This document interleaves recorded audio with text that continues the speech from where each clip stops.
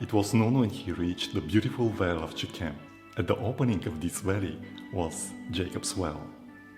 Wearied with his journey, he sat down here to rest.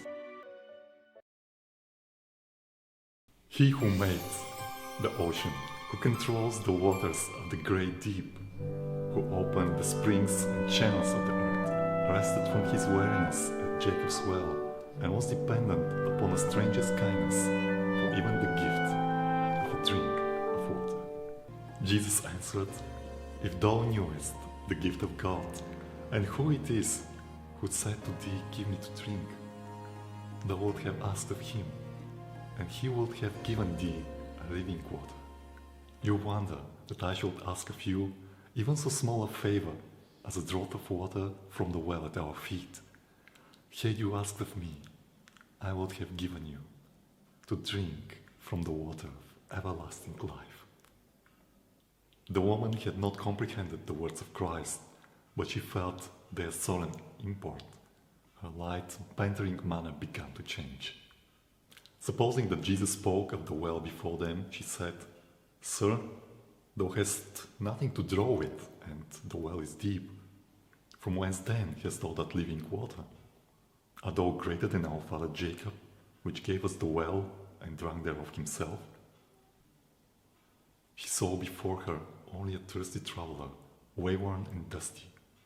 In her mind she compared him with the honored patriarch Jacob. She cherished the feeling which is so natural that no other well could be equal to that provided by the fathers.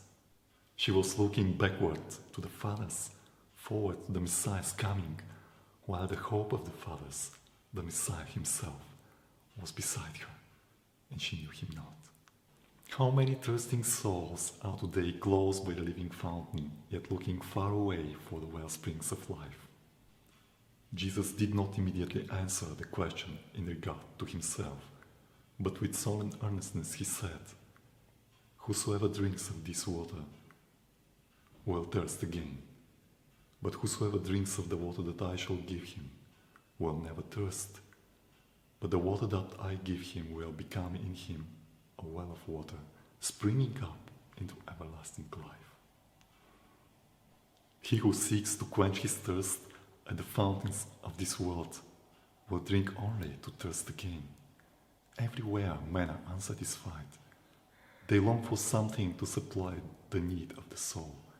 Only one can meet that want. The need of the world, the desire of all nations, is Christ.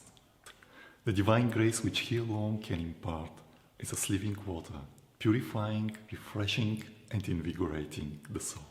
Jesus did not convey the idea that merely one draught of the water of life will suffice the receiver. He who tastes the love of Christ will continually long for more, but he seeks for nothing else. The riches, honors, and pleasures of the world do not attract him. The constant cry of his heart is, "More of thee." And he who reveals to the soul its necessity is waiting to satisfy its hunger and thirst. Every human resource and dependence will fail. The cisterns will be emptied, the pools become dry, but our Redeemer is an inexhaustible fountain. We may drink and drink again and ever find a fresh supply. He in whom Christ dwells has within himself the fountain of blessing, a well of water springing up into everlasting life. From this source he may draw strength and grace sufficient for all his needs. As Jesus spoke of the living water, the woman looked upon him with wondering attention. She perceived that it was not the water of Jacob's well, for of this she used to continually drinking and thirsting again.